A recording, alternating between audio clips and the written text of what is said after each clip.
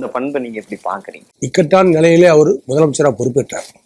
அதிமுக ஆட்சி, அம்மா உயிரை கொடுத்து உருவாக்கிய ஆட்சி கவிழ்ந்து விடும், பிளவுபட்டு விடும் அப்படின்னு நினைத்த நேரத்தில் தன்னுடைய சாமர்த்தியமான அரசியலால், தன்னுடைய சாணக்கியத்தனத்தால், தன்னுடைய முற்போக்கு எண்ணத்தால், தமிழக மக்கள் மீது வைத்திருக்கின்ற நம்பிக்கை, மக்கள் இவர் மீது வைத்திருக்கிற நம்பிக்கை, இயக்க தொண்டர்கள் இவர் மீது வைத்திருக்கிற நம்பிக்கை, இவர் இயக்க தொண்டர்கள் மீது நம்பிக்கை எல்லாத்தையும் உண்மையாக்கி, உண்மை தன்மையாக்கி இந்த ஆட்சியை கடைசி வரைக்கு அம்மாவுடைய ஆட்சியை கொண்டு சென்ற ஒரு அற்புதமான தளபதியாக, தலைவனாக உயர்ந்தவர் எடப்பாடியார். அதில் மாற்று கருத்து கிடையாது.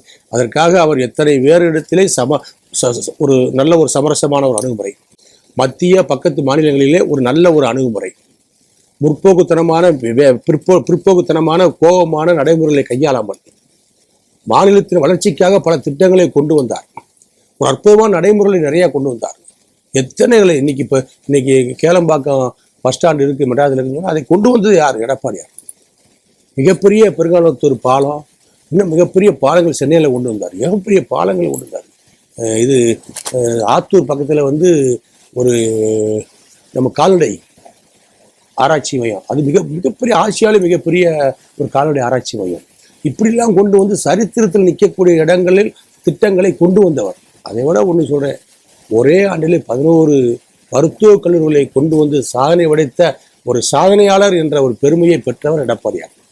இதுவரைக்கும் இன்னைக்கு திமுக ஆட்சியில் இருக்கு, முதலமைச்சராக ஸ்டாலின் இருக்காரு, ஒரு மருத்துவக் கல்லூரியை கொண்டு வர முடியல. ஏன் ஊபியில் இன்னைக்கு பிஜேபி தான் ஆளுது, அவர்களும் கூட இப்படி மருத்துவமனையை கொண்டு வர முடியல. ஒரே ஆண்டிலே 11 மருத்துவக் கல்லூரிகளை கொண்டு வந்திருக்கான்னு சொன்னா எடப்பாடியுடைய சாமர்த்தியத்தனம் அங்கே வெளிப்படுகிறது. எங்களுடைய விருதுநகர் மாவட்டத்துக்கும் வானூரே இருக்கின்ற அங்கே NH7 கன்னியாகுமரி காஷ்மீர் சாலை இருக்கக்கூடிய அருமையான இடத்துல 23 ஏக்கர் இடத்துல இன்றைக்கு மெடிக்கல் கல்லூரி, மருத்துவக் கல்லூரி இருக்கிறது. மிகப்பெரிய மருத்துவக் கல்லூரி, மருத்துவமனை இருக்கிறது. இதெல்லாம் வரலாற்று சிறப்புமிக்க திட்டங்கள். இதெல்லாம் சாதாரண ஒரு சாமானியனால செய்ய முடியாது. சர்வ திறமை உள்ள ஒரு திறமைசாலியால் தான் செய்ய முடியும். அதை சாதித்து காட்டியிருக்கிறார்.